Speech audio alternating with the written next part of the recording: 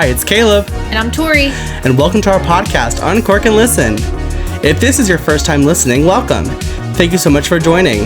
If you do enjoy this podcast, please subscribe to our YouTube channel or on Spotify, whatever platform you're listening on. Also, go ahead and follow us on Instagram. This will all be in our channel description. Hello everyone, welcome back to our channel. Hope everyone's doing amazing. We're back with another episode. Yeah, and today we are uncorking a bottle of, it's called Voga is the brand. Yeah. Voga Italia.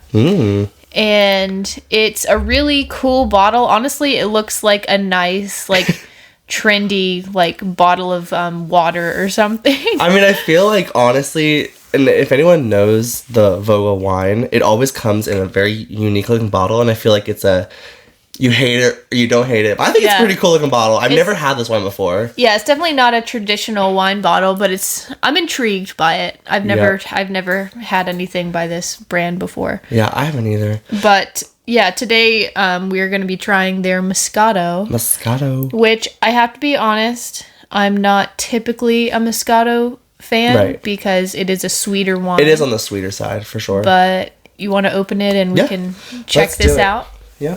And while I'm opening this bottle, I just want to let all our listeners know I'm currently getting over a cold. So if I sound a little congested, forgive me. so I do sound a little congested. Yeah. But yeah. It's all right. Also, we have a guest, Lucy. Yeah. Our guest star today is my puppy, Lucy. We have her crated, so hopefully she won't. We've had her here before. She's made a couple whining... Early on, we had her, yeah. Yeah. But anyway, let me get... I'm actually kind of excited to taste this, even though I'm not really a sweet wine kind of person. Yeah, same. But we have it nice and chilled. All right, let's cheers. Ooh. That was good. That was a good one, too. All right. It's almost it's very sweet. It is on the sweet side, but it almost gives a seltzery, a bubbly. It does, actually. I definitely just a hint see what of you're it. saying. A little fizzy in a way. Honestly, when I drink it, it literally just tastes like I'm drinking an apple. Like apple juice or something. Pretty much. You know? What is what is the alcohol percentage on this? It's probably not crazy high. It's not. It's 7.5. Nothing crazy. Oh, wow. Yeah, that's really low. It's pretty low. But as a sweet wine, I don't think this is that bad. Mm-hmm. Oh, we've already mentioned we're not sweet wine people, but. And I wanted to point out that I don't think there's any information on this bottle actually about the wine, is there? There might actually be some on the back. Maybe. It's clear writing. It's a cool bottle. Oh, it is. It's just it's a clear sticker on here. Would you like me to go ahead and read it, or do you want to discuss the wine anymore? Well, I mean, yeah, we can discuss it a little more. To me, it's kind of a basic palate. I feel like there's not a ton going on. Like I said, when I drink, it literally does taste like I'm drinking an apple. Pretty much, it tastes like apple juice with a little bubbly. There's a hint of bubble in this. Yeah, some kind of zing. I don't know what that is. I mean, it literally tastes like I'm drinking something that's minus the flavor. Carbonated. Right? Yeah, it definitely has a carbonated. But it isn't though. I don't think. I mean, we could read and find out. Let's see. Yeah, I'll read the bottle. It says, and we're getting all. Mind y'all, this is award winning. This is apparently this is an award winning wine. It is. That you can get at Food Lion. But yeah, it says the key to making true Italian Moscato is to capture the natural fruity aroma and unique flavor of the Moscato grape. And our wine... Oh, okay. Yeah, it's a type of I can grape. taste that, actually, yeah. And our winemakers definitely achieved this result. So close your eyes and think of sweet, fresh grapes. That's exactly what Voga Italia Moscato tastes like. So that's literally all it says. Can I just like a say, sweet grape. Right, but can I just say this, now that you've read it, I actually don't really taste apple. I taste grape. No? Yeah, like a white grape. I literally taste a like white. like Welch's white. Kind of, yeah. Pretty much juice. like that, yeah. Yeah, but like we said, this is definitely on the sweeter side. Even though this is not obviously it doesn't taste bad or anything. No, if you like sweet wine, I'm sure you would like it. Yes, but this is definitely not something I will go back to personally. Same. I'm just not a sweet wine person. I'm not either. All right, but yeah, so I don't know if we're going to start this, but Tori and I both are really into, I guess you could just say, like, older Hollywood. I don't even know how to explain it. Classic Hollywood. Just classic Hollywood stuff. There's just a lot of fascinating things regarding that, and I feel like people don't really talk about it that much, if I'm being completely honest. Yeah. But Tori, I mean, you have a lot of knowledge in this kind of area. Mm-hmm. But we figured we would just talk about that. Yeah. Because it's pretty fascinating stuff. It's a fascinating topic to both of us. Yeah. And yeah, I've just always been interested in really anything vintage, you know, vintage music, you know, old movies. And I love, you know, learning about history and things like that. So I've just, you know, this kind of stuff has just always been fascinating to me. But yeah. So one of the things that, like, to start out this conversation, I wanted to bring up, I guess, like, the old school, like, American style. We're just going to go back to the beginning. We're going back. We're going back to, like, how kind of how Hollywood kind of came about and everything. Yeah, exactly. So before there was a Hollywood, before film and that kind of stuff, right? The classic American entertainment, I guess you would say, right? It was called vaudeville. I'm Yes. not sure if anybody is familiar with it. I'm sure some of you are. I'm sure some of you aren't. But basically, before we had, you know, movies and things like that, people would go to the theater, obviously, and, you know, obviously, like, plays and stuff have been around since, like, the beginning of time. Pretty much, yeah. But vaudeville is a very unique American take on it, where it's not like, you know, you go to the theater and you just see a play. Sure. Vaudeville was you'd go to the theater and you would see all these different acts. Okay. So there would be... And it was, like, projected, right? No. No. It was okay. It was live on stage. Oh, okay. Yeah, okay. it was Cool. nothing like that. Gotcha. Yeah, like, they would go up on stage Kind and of do their thing. Kind of like Broadway in a sense? Yes. Okay. But like I said, it's not like just one play. So vaudeville, it's a whole collaboration of different acts. Oh, okay. I got you. So there would be like a comedic act. There would be, you know, dancing act. There would be a singing act. Or like a skit. Or like a magician. Oh, okay. Like literally anything you can think of, there was an act for it. Yeah. So you would just go to the theater, and I'm sure it was like hours, but just different acts would come on one after the other. Right. So that was vaudeville, and that was like, you know, and you only were able to watch this if you were like in the audience. This was not something that was being recorded. No, absolutely not. This is not something that was being filmed. No. Okay. They would just go out to the theater to see vaudeville, and it was just all these different acts. Cool. But if you want to do a quick look up, we can see, like, you know, like when vaudeville kind of, when vaudeville kind of started and stuff. Okay, yeah. Let me look that up. And something that's actually really interesting about vaudeville is a lot of like the early Hollywood actors, that's like where they got their start. Oh, right, for sure. I mean, there was a bunch of actresses and actors at the time. And that's what it was. That was entertainment. And so. quite frankly, like at some point eventually hit it big when Hollywood came around and stuff. But yeah, so I actually just looked this up, guys. It's kind of wild how far this goes. I didn't realize it went this far back. Yeah, it goes back. But it says, with its first subtle experience within the early 1960s, vaudeville was not initially a common form of entertainment. The form gradually evolved from the concert saloon variety hall into its mature form throughout the 1870s and 1880s. Yeah. Interesting. This more gentle form was known as polite vaudeville. Interesting. Interesting stuff. Really cool. And something, it might tell you on there, like, when it kind of fizzled out.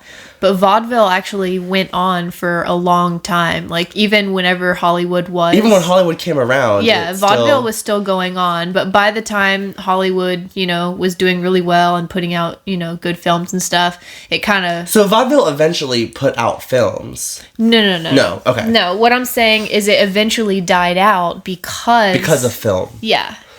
Okay, that makes sense because I actually just, and I don't mean to cut you off. No, you're good. No. But I just pulled it up and it says that vaudeville ended in the 1930s.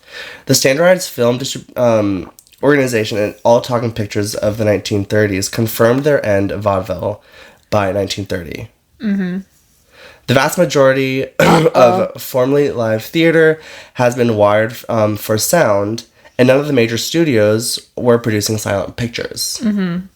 But it's kind of weird. I feel like I feel like with vaudeville, I mean, to a degree, I feel like this is things that people still do to this day. Mm-hmm. I feel like as like a company, I'm assuming this is the name of the company. Correct? Vaudeville? Vaudeville? Or was that just like the... It was what it was called, like nationwide. Oh, okay. You just went and saw a vaudeville show. It's just what But don't you feel like vaudeville would be still happening like to this day? Or is it just... Like to a degree... It doesn't exist anymore. No. Like I know vaudeville doesn't exist in itself. I'm talking about like because we still see like comedians. We still see skits. But you just go and see individual things. Vaudeville was like you went to the theater for like a few hours and a comedian would come up, and after the comedian a dance show would come up, after the dance show a magician would come up. So it was a constant rotation of acts. Interesting. Is it, now that you're saying that, it kind of makes me think of like almost kind of like Saturday Night Live in a sense, because you have your skits and then someone comes on and does like the host comes on and says some funny shit, mm-hmm. and then there's like someone singing.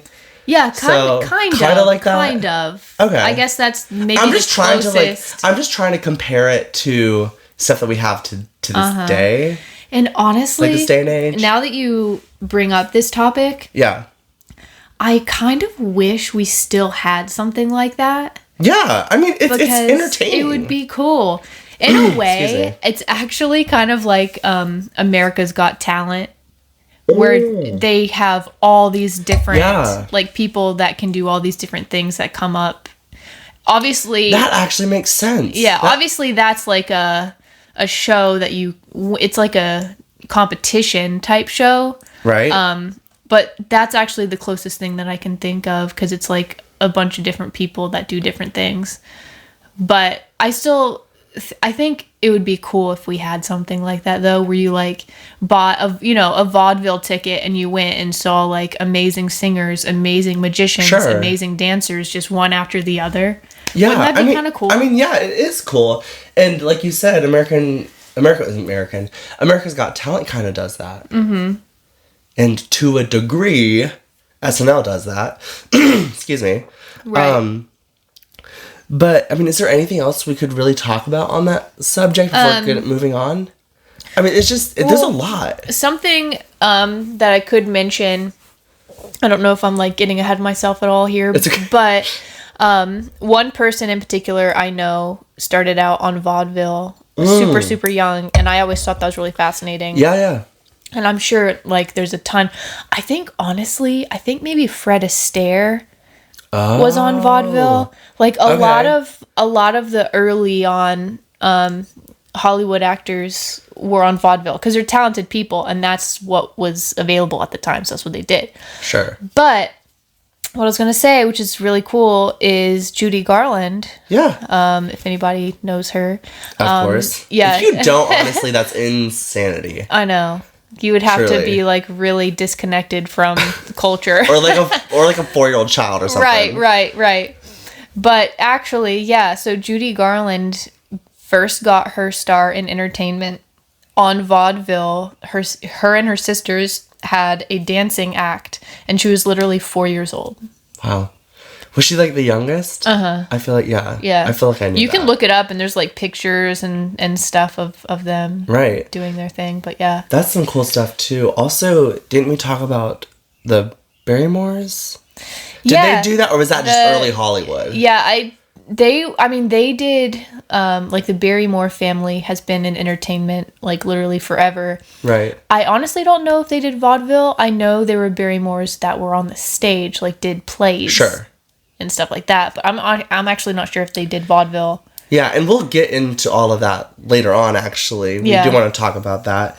But we're just going to go ahead and move on. Yeah, moving on from vaudeville. Like, after vaudeville was a thing, the next step was Hollywood. Mm-hmm. And Hollywood kind of brought this, this, like, film kind of industry into the picture. Yeah. And it was like a phenomenon. People were obsessed. Oh yeah. It was a pretty new thing. It was like brand new technology. Like, imagine your only form of entertainment was like going to the theater to see stuff. Yeah. And then all of a sudden you can go and see stuff on a screen. Right. Like, that would be wild. That'd be insane. Mm-hmm. Insanity. I mean, I'm pretty sure before Hollywood became a thing, I feel like there was a lot of filming going on in a sense, but it never entirely, like, I feel like Hollywood pretty much made it come alive in a sense. For sure.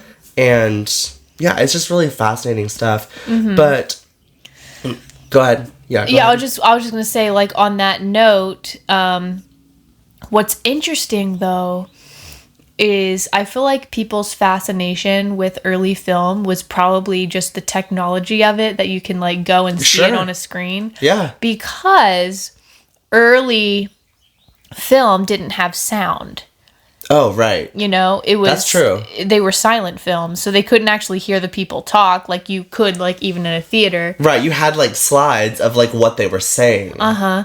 And something really cool about that, actually, like, early on, did you know that they had live, like, orchestras and... Oh, yeah. And, like, the pit, like, literally you would go to a movie theater. And they would just play music, they were playing the following music along to the, like, what you were seeing on the screen. Yeah. Yeah. Which is really cool. Mm-hmm. That's what they did early on before they had, you know, any form of audio for film. Yeah, it's true. It's fascinating stuff. Yeah. But do you want to look up, like, when Hollywood first... I actually just pulled it up. Okay. Yeah, I just pulled it up. I pretty much just said, when was Hollywood founded? Okay. And the first thing that popped up, it says Hollywood was laid out as a subdivision in 1887. No which way. Which is further back than I was. Say that again? 1887. Wow. So that's like early vaudeville years. This was literally like 20 years before like the Civil War kind of thing. Which is insane to think about. Almost 20 years. It must have taken a lot of time for it to like really like become popular then, because vaudeville was going on during all that time, and that was like the most popular form of entertainment. So that means it probably took up until like the 20s for it to like, for Hollywood to really be taking off. Well, the thing is, it talks about how Hollywood was founded in that year, 1887, but it doesn't really say it was like a big hit at that point. Right. What I'm actually seeing here is it was in between 1907 to 1915. Hollywood rapidly established its... I gotcha. You know. See, that's what I was thinking too. Right. I just... Based on the years and everything, you know? Right. Yeah, absolutely. But I feel like... So, there was already film stuff going... Like I said earlier, there was already a lot of film stuff going on. It just never really... Took off until this specific point. Which makes sense, honestly, because they were silent films. Right. Because you couldn't really get the same feel that you would, you know, for live entertainment, where you can actually hear the people talking and stuff. Yeah. So it makes sense. I mean, I'm sure people were fascinated with it, and it was like this cool breakthrough in technology. But it makes sense that it would have taken a little while for it to, you know. Right. I mean, that makes sense. But yeah, that's just really... That's really, really cool. But I've been scrolling, kind of doing my own little research as we've been talking. And one thing that actually just popped up, and one of the questions that actually it says as I was scrolling down, it said, what was the first film in Hollywood? Yeah. Do you know? No, but I know I would be interested to hear. Okay, so there was a silent film, and this was released in 1910. Okay. Called In Old California. Okay.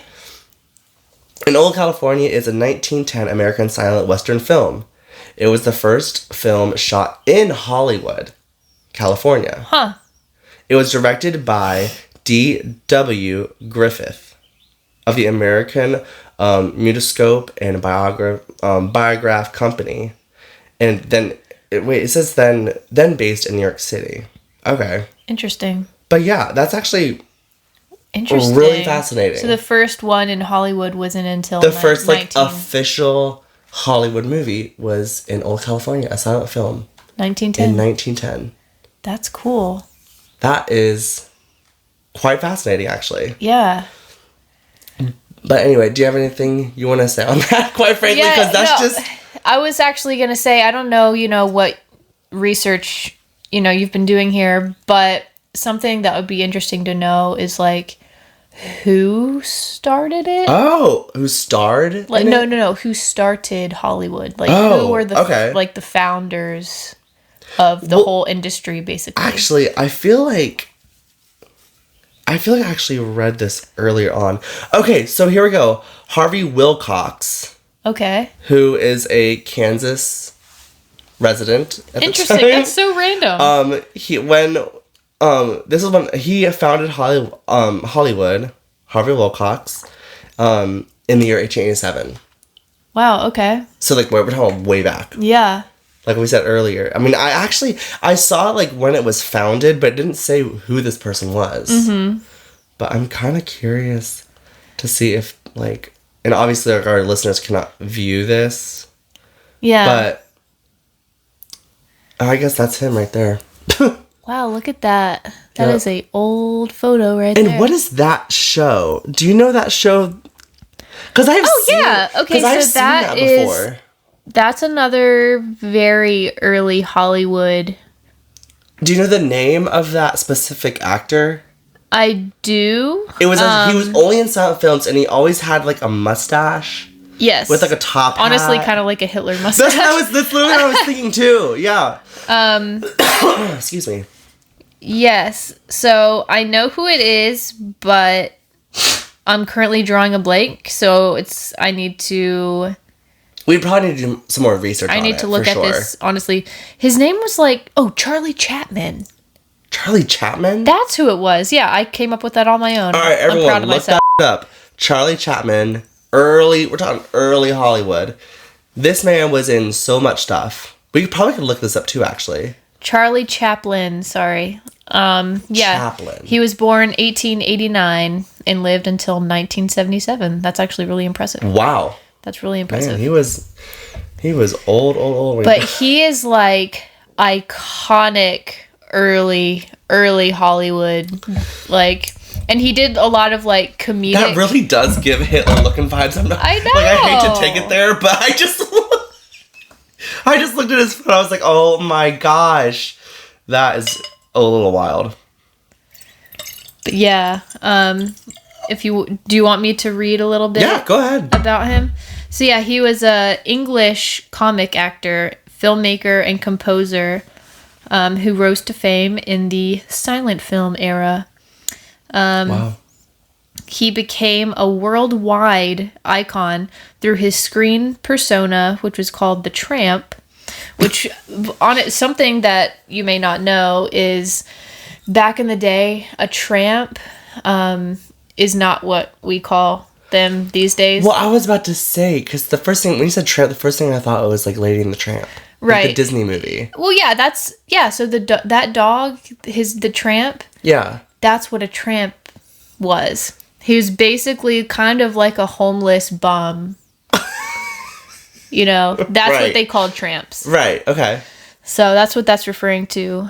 So So did you say he was a tramp, or was No, he... that was his screen persona. Oh, okay. Yeah, he was a tramp. That is hilarious. It says his career spanned more than 75 years. Whoa. From childhood in the Victorian era until just a year before his death in 1977. So he was... So he's been doing that long? Yes. I wonder if there's a movie or something we could there find. is. Is there really? Yeah, there is. Like what? I don't know if I've seen I don't one know with him. what it's called, but they made a movie on Charlie Chaplin, and honestly, it might be like Robert Downey Jr. or somebody that plays him. But did he? But correct me if I'm wrong. Did you say that he had been doing film related stuff until the last year of his life, or is that what you said? Well, no, it just says his career spanned over that time. So I wonder if he was there's just like a acting. movie. That's what I just said, dude. No. I mean, like where he was like like a character in the movie. Oh yeah. Not Robert Downey Jr. No. He did a ton of silent films and stuff like that. But I'm talking about like later on in his life. Oh. Do you know what I'm saying? Right. Like, I wonder if like, because apparently he's been in this industry that freaking long. Like, why would he not be in a specific movie or something from like the 60s or even the 70s? Or and granted, he's really old at that point, but I don't know. Yeah. I just don't know. It's interesting. Mm-hmm. Really interesting stuff. Yeah, we should definitely look into that and see. Yeah, we didn't even like think to put him down as I didn't, but it just... As an actor to like... he's definitely one of the early ones. Yeah. For sure. That is some cool stuff. That's really cool stuff. Yeah. So, another thing, that we could discuss on, talking about this is we could talk about, like, the technology that they had. Like, what was, like, the early... It had to have been, like, it had to have been like this huge... It was probably a huge contraption, like, with actual, like, film tape and all that jazz. Right. That's and obviously they didn't have audio. It was like black and white silent film. But like honestly, in this day and age, like we look at stuff like that, we're like, whatever. But like if you were living in that time and you did not see this kind of stuff, and all of a sudden you hear we're talking about this like the news, late 1800s, early 19, like right. Yeah, like, it had to have been such a phenomenon. Like people were freaking out over it. It was amazing. Excuse me, there was like this whole thing about it. Yeah, for sure. Yeah. Definitely. And it's just interesting. We should actually look up. So we discussed, obviously the beginning was silent film stuff, but we should look up when, audio, when the talkies. That's what they called them. Talking films. When, they first... Like, when did the talking start in Hollywood kind of thing? In movies, yeah. Okay. Let's look that up. Oh, wow. This is actually kind of earlier than I was expecting. And I'm only saying this because one of the oldest movies I can think of that has sound that I have actually watched is Gone with the Wind. And I don't even know what year that came out. For me personally, there were others before. Well, I know there clearly there is compared to what the date that I'm looking at right now. Obviously there is, but that's the oldest one I can think of. Really? That I have seen. That actually has sound. I've seen older ones than that. Dang it, girl. But it says on October 6th of 1927, Warner Brothers released The Jazz Singer, the first featured length film to incorporate synchronized sound in sequences and dialogue. It's interesting. I should have been able to guess that actually, but I didn't realize that they were using real information in it. But Singing in the Rain. Oh yeah, is literally about when the industry shifted from silent film to talkies. Well, I have watched Singing in the Rain, but it's been years since I've watched it, so I don't remember that much about it. Kayla. So I don't. Maybe we should watch that this weekend. Okay, yeah. Because my friend... I just haven't seen it in forever. I remember watching it like as a kid. Yeah, it's one of my favorites. But I just remember like specific songs and dances, and that's pretty much it. Dang. Okay. And Debbie Reynolds. Debbie Reynolds, is that who that is? The woman?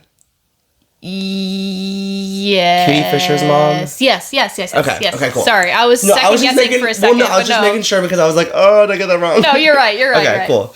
But that's pretty much all I remember in Singing in the Rain.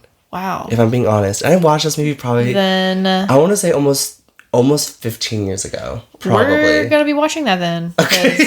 Sounds good. I'm not okay with hearing this from you. So it's all right. But what I was going to say, because I know the movie very well, the movie is literally about that time when they were shifting from silent films to talking. Mm-hmm. And so, like, the characters are, trying to figure out, how to do a talking film. And they're, like, trying to figure out how to hook up mics to them and, like, figure out the sound and all this stuff. Isn't that crazy? But they make a comment, basically what made the studio in Singing in the Rain want to start messing with sound is because someone released the jazz singer. They actually mentioned that in the movie. Oh! So they're actually using real information. Wow, okay. Is that what you, like, when I said jazz singer? Yeah, it kind of just clicked, like sparked the memory. And I was like, oh, that's in Singing in the Rain. They mentioned that. Huh. That is really, really cool. I mean, is there other stuff you're kind of curious about that we should look up? In this, when it comes to this? Yeah. Not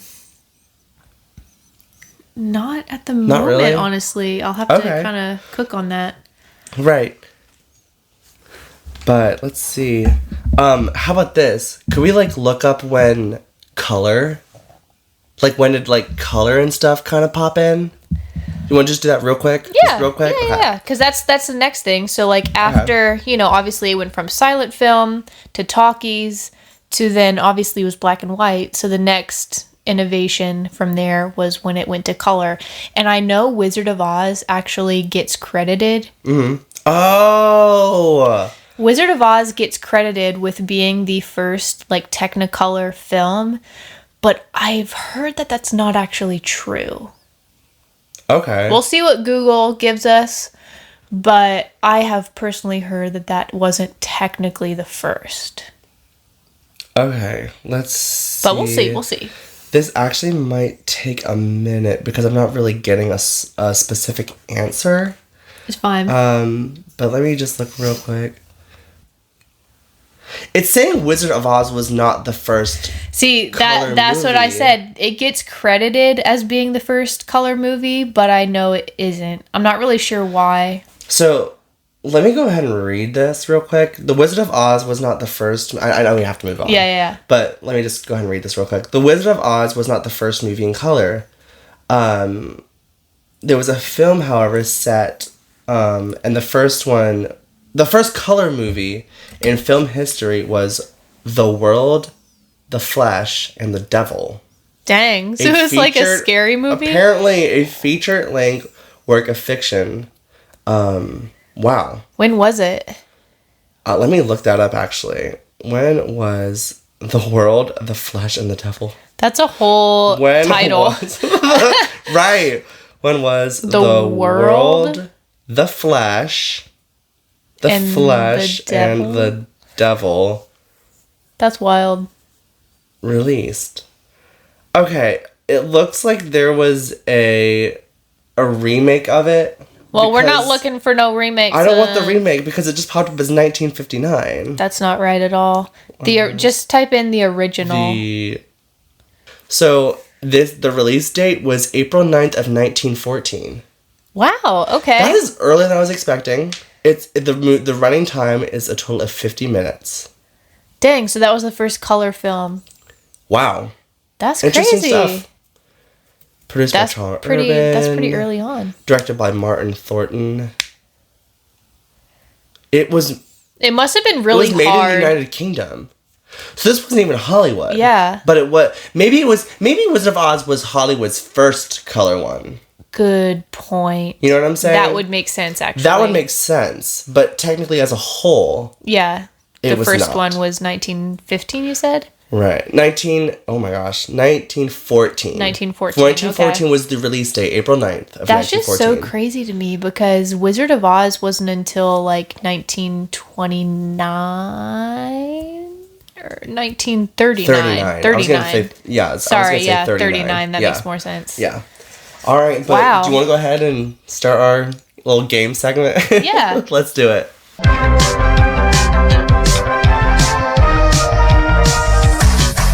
So, the game that we are doing today is actually one that we have already done previously in one of our most recent episodes, but it's called Word Association. And it's where one of us just picks a random word to say, and the other person has to just say whatever comes to your head, but it has to associate with that word in some way. Right. And so we go back and forth, just adding words that associate with each other. Yep. And you can't... Oh, God. So the rules are you can't hesitate for too long or the game is over, and you can't repeat a same word.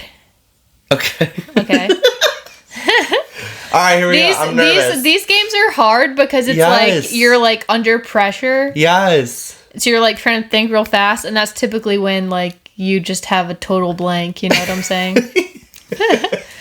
It's all like right. you're panicking. Right. But anyway, do you want to start or do you want me to start?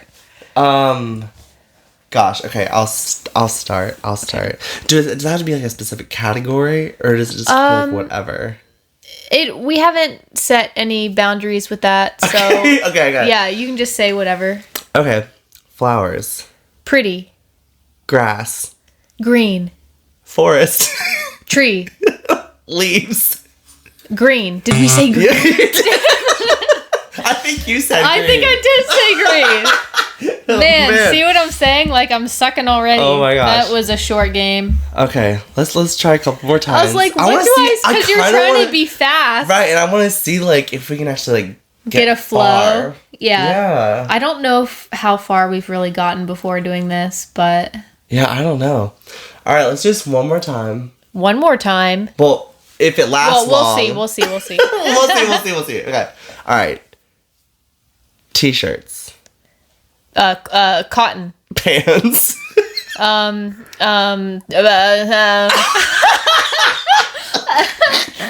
picking the worst words. What do you mean I'm picking the worst words? I have nothing to go on. You could have said like jeans or something. I was drawing a blank because I kept wanting to say pants, but I knew you already said that. Man, it's hard. but I really want to try and see if we can like get a flow. Yeah. Do you want me to start this time? You start this time. Let's you start. Okay, we'll see where this goes. Are you ready? Okay, I'm ready. Bike. Wheels. Scooter. Yep. I feel like if you say, I feel like if you say and not like, I feel if you say like several like yeah, it's like then you're done at that you're point. Like you've lost the like, game. That's it. Man, oh my gosh, let's try one more time. This game is start. so freaking hard. Okay, it is. Dog. Cat. Hair. Fur. Fluffy. Hairy. Oh, let's just keep going with that. Okay. Hairy, afro. Eyebrows. Eyelashes. Eyeballs. Contacts. Glasses. Lenses. Glass. How about stained glass? That's not church? Yeah. Cross. Jesus. Crucifix. Nails. Nails. Like like the nails in the wrist. Okay. Building. Church. Oh, I said church. You said church already, Caleb. Oh, that wasn't bad. We definitely did better. I love how. Where did that even start? You said.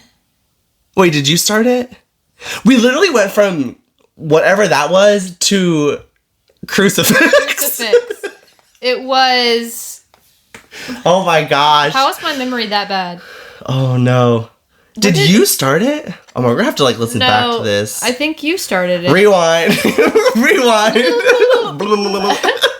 Yeah, I don't know, but yeah, my gosh. You can get from one thing to a total other thing. Like, do you want to try one more time? We can try one. I feel like we were doing so good though. Yeah, we were. I know. Man.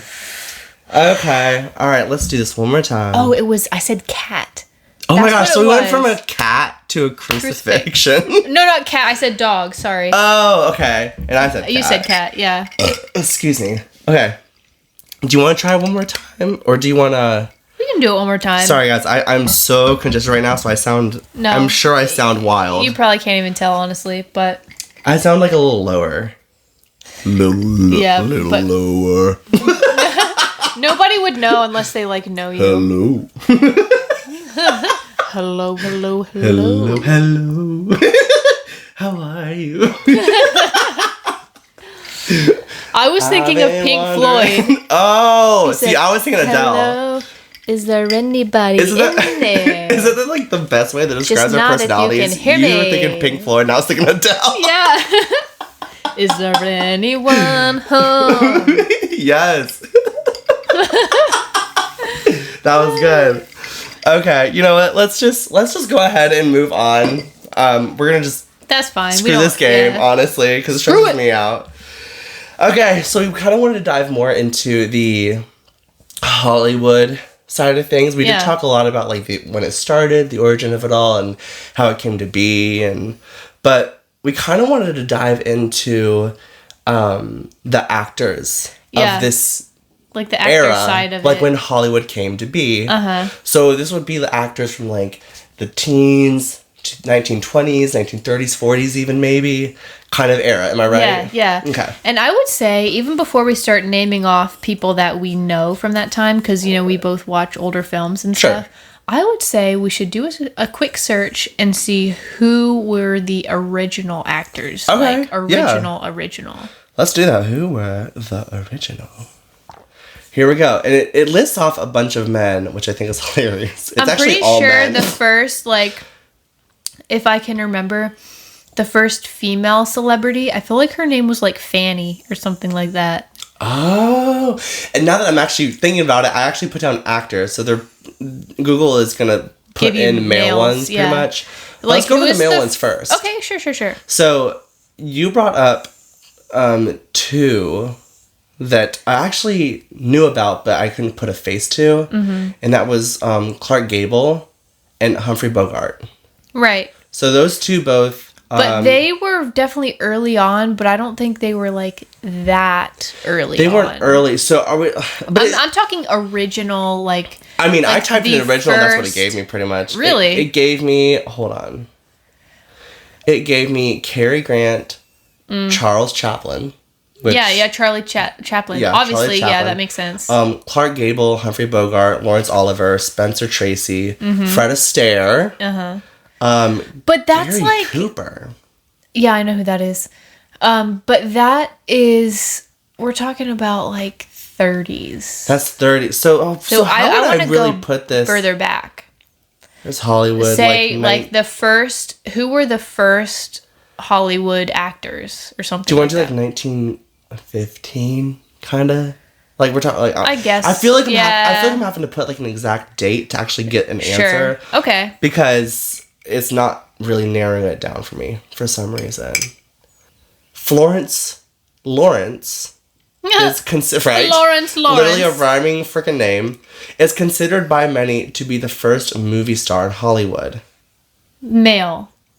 But this was a woman, actually. Oh, the woman. Oh. She was a See, Canadian... I thought her name was like Fanny or something, but actually if her name is Florence. Isn't Fanny short for Yeah, Florence? maybe it was her nickname or something. So. I mean, I think it's short for Florence. I could be wrong.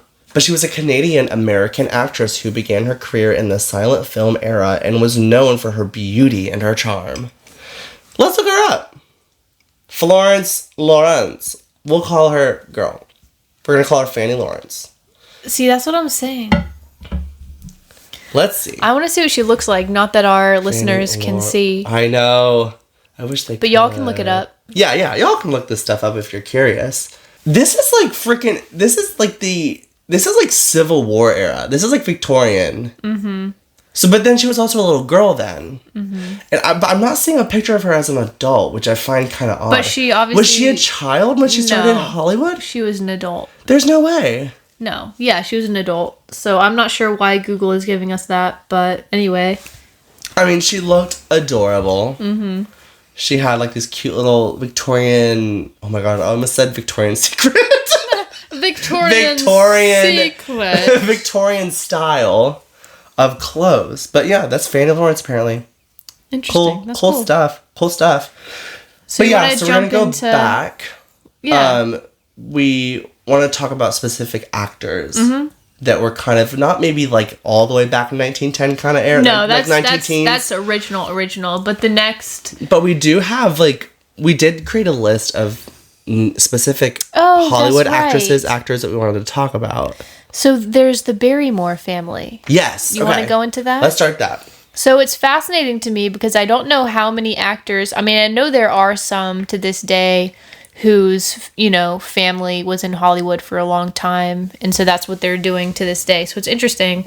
But I feel like one of the most well-known and iconic families throughout history, U.S. history, I should say, when it comes to entertainment, is the Barrymore family. And it's interesting because, Drew Barrymore. Oh, yeah. Is super well-known now, and that's her family. That's crazy. It's pretty cool. But yeah, if you want to look up the Barrymore family and when they, were acting or whatever.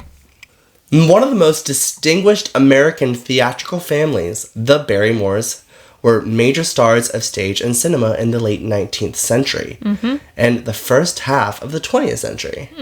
So was Drew Barrymore like the daughter of the parents when they were doing it, or is she like when her family? How do I word this? Like were her grandparents the ones that were the first generation that started in the Hollywood industry? Honestly, probably like great grandparents. Like they've been acting for a very long time. That is quite fascinating. Let's see, Drew Barrymore. And maybe even great.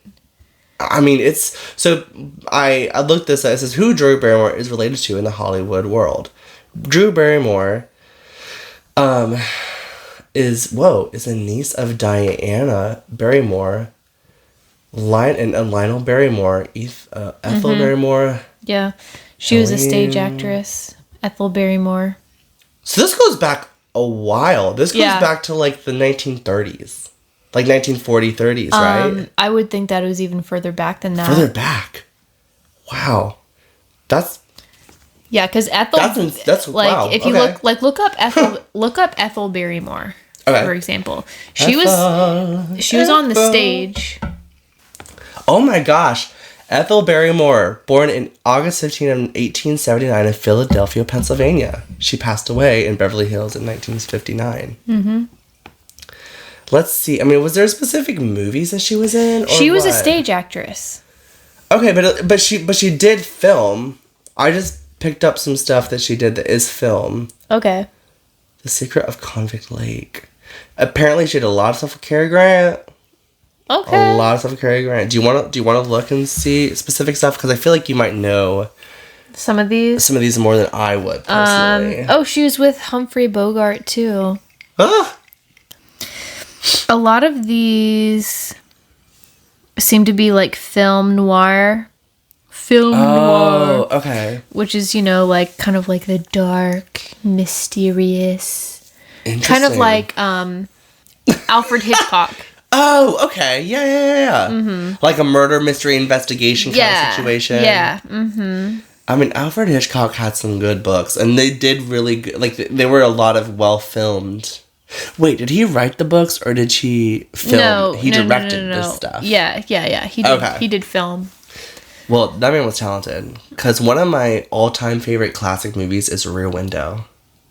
Oh, yeah. Such a good movie. And I love the whole idea of having to film everything in one specific place. And, and I don't know if anyone knows this, but I mean, I'm sure there's plenty that do. And older generations probably would know this as well. But Rear Window is a movie that starred Jimmy Stewart. And he broke, I believe, both of his legs in some kind of accident. I think it was like the character, Jimmy Stewart's character. Right. He broke either one or two legs, was bound to a wheelchair for at least a period of time. And all this, during his time, he found himself to be very, very bored. And not knowing like what to do and stuff. And he noticed something suspicious that was going on across the way in another apartment complex. Mm-hmm. And so in this whole viewing of the movie, you get to see all these different people and their lifestyles and how they live their lives and stuff. And there was one specific couple, some suspicious stuff went down, and it turned out to be a murder. Yeah. And he basically was trying to, quote unquote, solve this murder within this house. And I think it's so brilliant how the producers, the directors, and everything were able to film such a phenomenal movie in one specific space. Yeah.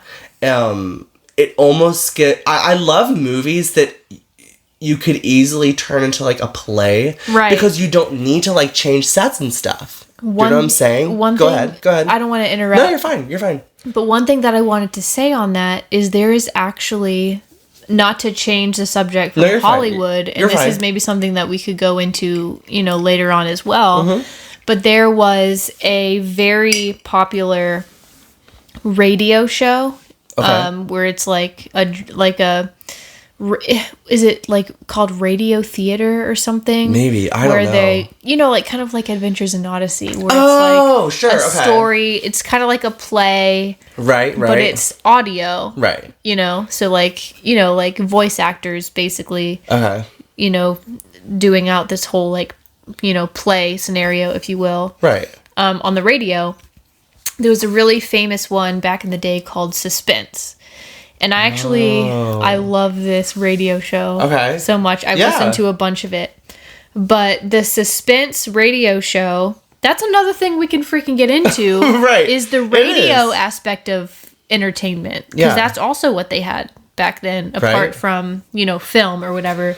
Excuse me. But Suspense was like a radio drama theater show where it was all like thriller horror type stories, and they did it was just mysterious, separate, just different stories each time, and they would bring on actual like famous actors of the time. So like Judy Garland was in one, Lucille Ball has been in a few, Cary Grant. They pulled in all these different actors for the show. Interesting.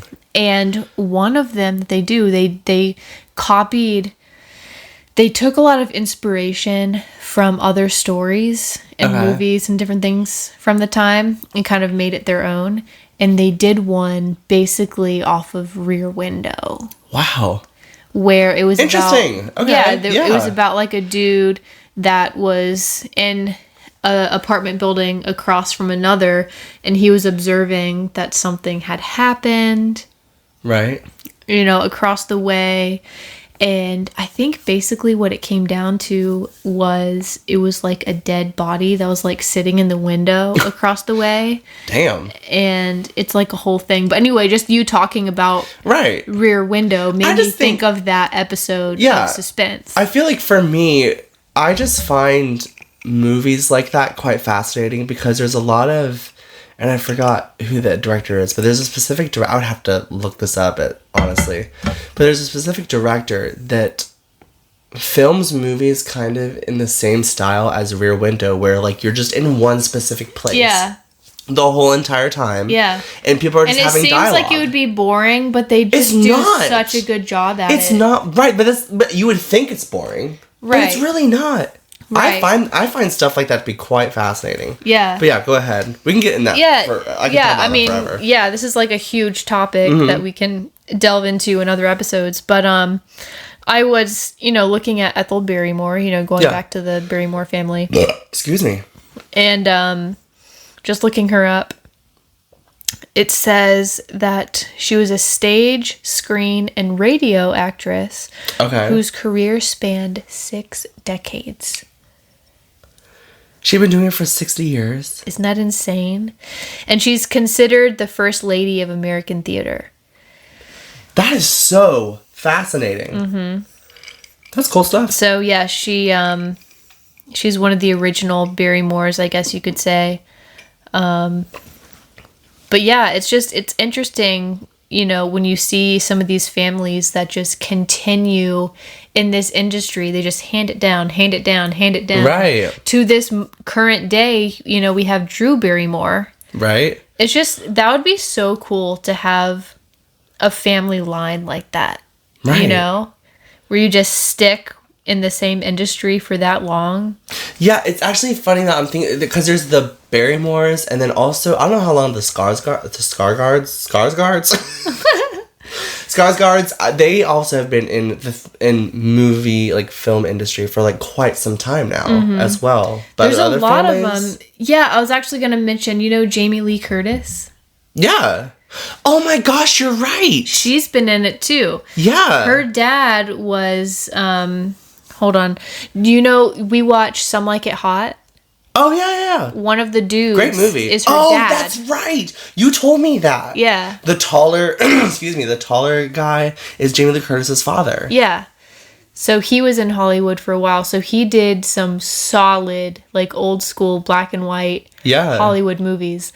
That's her dad. Some Like It Hot is so freaking phenomenal. I mean, yeah, but let's move on, because there's other specific actresses and actors we kind of wanted to talk about. Yeah.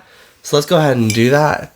Let me just see real quick. What was the specific ones we wanted to talk about? Yeah, so we wrote down, obviously, Judy Garland. Oh, let's just do that right now. Judy Garland. I know you have a lot of you could say there. And honestly, like, we wrote down other names, but I feel like we're going to be running out of time. So, yeah, that's okay. But I know Judy Garland really well, so we can kind of just stick with her. I would rather us get into that, actually. Yeah. Let's just get into that. The other two, just to say that we wrote down Humphrey Bogart and Clark Gable. Yeah. Who were very popular, iconic actors from that time. Yeah. Yeah, and Humphrey Bogart, he also went by Bogey. A lot of people call him Bogey. You told me that. Yeah. But he did a lot of the film noir stuff, kind of like the thriller, mystery, you know, kind of stuff. And Clark Gable is just another classic. But anyway, just going back to Judy Garland, because I feel like we both know a decent amount about her. Yeah. I mean, I do, but I know for a fact you have way more info that you could share. Besides I've basically watched every single one of her movies. Like, I'm a hardcore Judy Garland fan. But the cool thing about her, you know, like what I mentioned earlier, is she started her career very early on in vaudeville. When she was like 4 years old, she had a dance act. So she was actually a very good dancer, and obviously phenomenal singer. I don't even know where do we want to go with this? I mean, let's start off with, like, when she started becoming really big in Hollywood specifically, because that's where she kind of really took flame. Yeah. So where she really took off was Wizard of Oz, obviously. Yeah. And I've seen all of her movies before that when she was younger, and most of her early on films she actually did with Mickey Rooney a lot. Do you know who Mickey Rooney is? Yeah. The small dude. So he was really short. He was a short dude, but honestly, Judy Garland was freaking short too. She was like 4 something. Okay? Wow. She was short. That is short. So they were a good pair. They had really good chemistry. So they did a lot of their early films together. Wow. Yeah, they were pretty much every single one. You'll see both of them together. Yeah. So that was her early on, you know, like we're talking 14, 15 years old, like really young. And then where she really took off was Wizard of Oz. Which is obviously... That's kind of what set her off. And she did other movies like Meet Me in St. Louis. She did... Oh, let's actually talk about this. Let's talk about A Star is Born. Okay. Now, actually, let me stop you right there, actually, because I want to say, like, there's been a lot of us, at least my generation, we don't really know that movie that well. I mean, I didn't even know that there were movies. I didn't know that they had been repeating. Oh, like, yeah, they've done Stars Born, like, because, like, so Barbra Streisand did it. Lady Gaga did it. But there was one that was made early Hollywood. Right, before even Judy Garland. Yeah. Judy Garland made it she made it the second time. Right. So they did it once before. And then Judy Garland took it on, and then they've made it, like, 2 other times after that. Because there's Barbra Streisand and then Lady Gaga. Yeah. But anyway... I feel like we kind of have to lead up to that a little bit. Okay. Because that was the final film. Excuse me. that Judy Garland did in her life. True. That's true. So basically... That's a whole thing we get into, actually. It all kind of started at Wizard of Oz, I think. Yeah. When her career was really taking off. The producers and directors were honestly cruel to her. Oh, they yeah. Were 100%. That's a whole thing we could get into, quite frankly. They put her down. They thought that she was basically like the ugly duckling of Hollywood. They called her fat and all this stuff. Yeah. And they put her on like crazy diets to get her to slim down. Hollywood, especially, I'm just going to say, especially towards women, they were harsh. They had to be specific ways. And kids. I mean, she was young. She was very young at the time. But still, that apparently they just did not have boundaries with that kind of stuff. And this is before, like, some of the child labor laws came out. Uh-huh. So she was worked pretty hard. Like, more than any kid actor is even able to be worked these days because we have laws, to protect them. Good. Yeah, and she's probably one of the reasons that they... One of many, I'm sure. Oh, many. One of many. She's not the only one. There's no way. No, I can list this off a had ton. to have been going on. Yeah, it was bad. They... Honestly, I feel like the industry basically treated them as slaves. In a way, because that's like how they were making their money, and they just took advantage of them. And they were not getting paid a lot. Let's just be real. Yeah. Compared to now, no. Oh yeah, it's different. Absolutely not. So like back then, like Wizard of Oz, so they had her on these like crazy freaking diets where she was like basically drinking like chicken broth and coffee and like cigarettes or something, like to slim her down. Like it was pretty intense. And then They had her working Crazy. all hours, right? Like from like freaking, I think she got up at like maybe 4 a.m. or something and was working till like later in the day. Naturally, a person, especially, she was 15, 16 years old, I think. She was still growing and developing and stuff. You can't function. You just can't do that.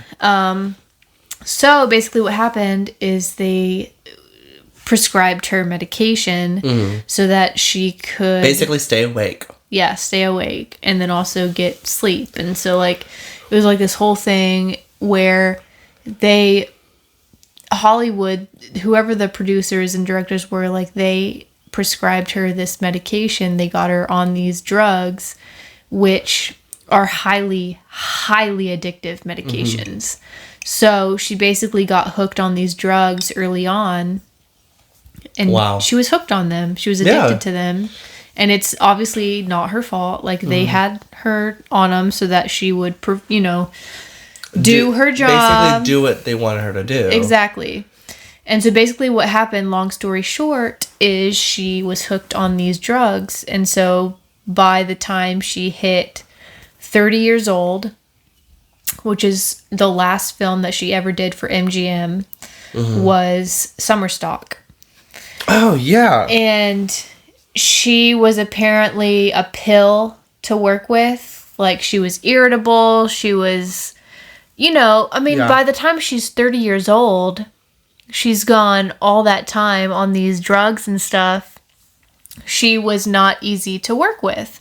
And she would literally just not show up sometimes. She would show up late. Like, they were just having a hard time with her because of her addiction issues, which, can I just say, was their fault in the first place. They fired her after Summer Stock. Yeah, I thought MGM fired her because of that. But wasn't there some complications with A Star Is Born regarding the firing, or was that before Summer Stock? No, that was before. No.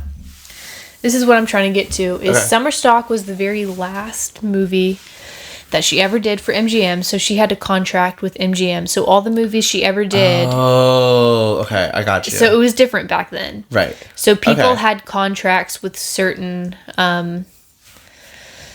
production companies, and they just did movies for them. That's all they did. So she only did MGM movies. Wow. So... That is wild. And so Summer Stock came around. I think she was like... She turned 30... around that time, and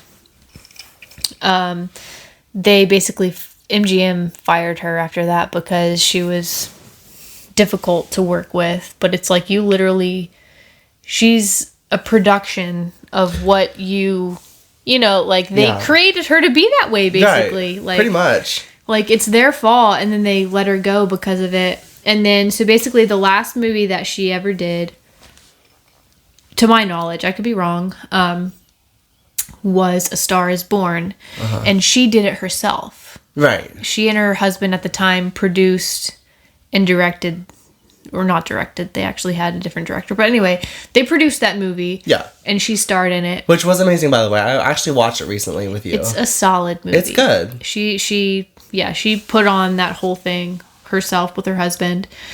And so it's a whole other thing that we could get into with that, where I think there was like a fire, quote unquote fire or something that happened in the building. Losing at the time, and they lost a lot of the footage from that movie. Right. And I don't know all the details, but eventually some people went into the archives and tried to piece everything together because they essentially lost the movie. Right. And so now, if you watch A Star is Born, the Judy Garland version, there are some scenes in the movie where there's no film. There's only audio, and they put in like pictures and stuff.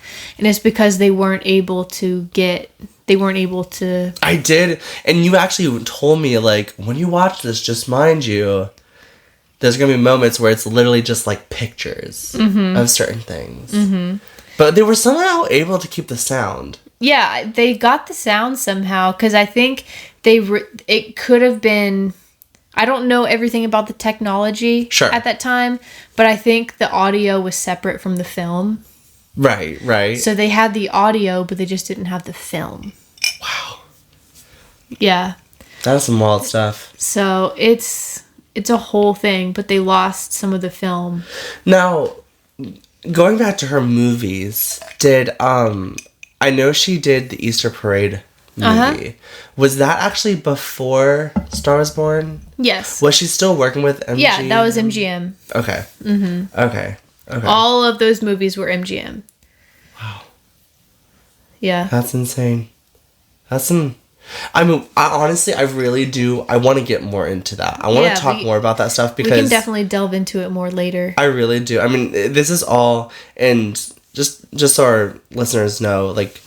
Tori, I mean, I love, like, and I think I said this before, but I love older movies. I love the history behind it, like just learning the stories and stuff about that.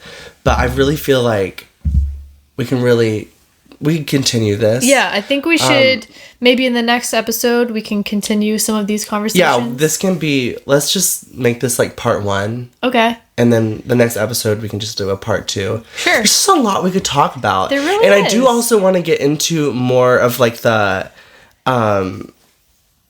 more quote-unquote recent, not really, I'm talking like when like Drew Barrymore kind of was a thing. Maybe like later on in that stuff as well. I kind of want to get into that as well because there's some interesting stuff in that too. Yeah, there's a lot we can delve into on this topic. Absolutely, there really is. But I think we just need to close it here. Sure. We're getting to that time, guys. But just want to let y'all know, thank you so much for joining today. If any of you are interested, please check out our store on Etsy by searching Uncork and Listen. There will also be a link in the description below. But yeah, thank you guys so much. We also actually have Instagram, just in case anyone knows. Check us out there. Check us out there. It's Uncork and Listen. But yeah, again, thank you guys so much for joining. We will see you next time. Yeah, sounds good. All right, guys. All right, bye.